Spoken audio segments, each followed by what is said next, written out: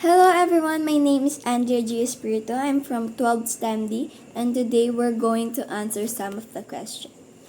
Why do you think Filipinos love to eat balut? Balut is more than just a food. It's a cultural icon. While outsiders might see it as a bizarre or even intimidating, Filipinos view balut as a source of pride, comfort, or even bonding. It's packed with protein often sold warm at night by street vendors, calling out balot or enjoyed across all social classes, from student on a budget to dads during late night inuman sessions. Filipinos love it not just for the taste but for the kwento behind it. It's often tied to childhood memories, shared experience, and even laughter when daring someone to eat their first one.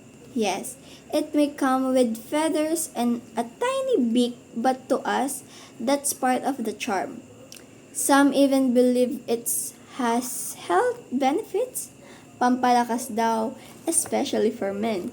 Whether that's fact or folklore, we'll let the titos debate.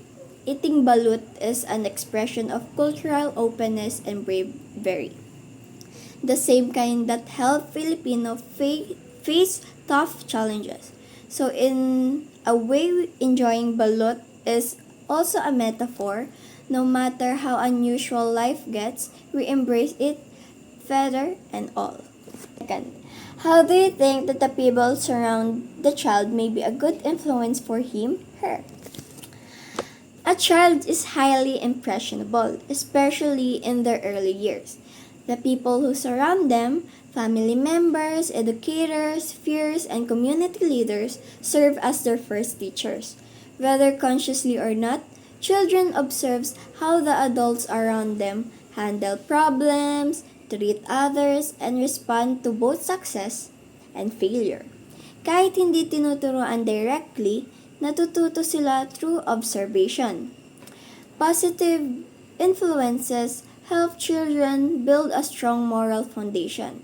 For example, a parent who practices honesty and empathy teaches the child those same values.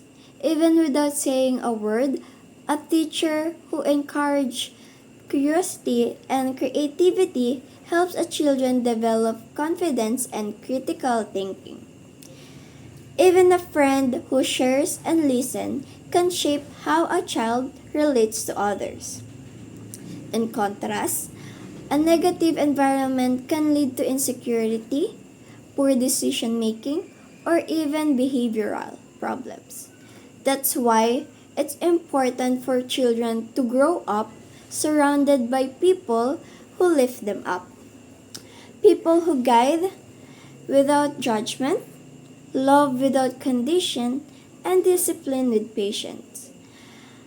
Children don't just need protection, they need inspiration. Sometimes the biggest influence isn't a celebrity or a famous figure. It's the quiet example set by a hardworking parents, a supportive siblings, or a kind neighbor.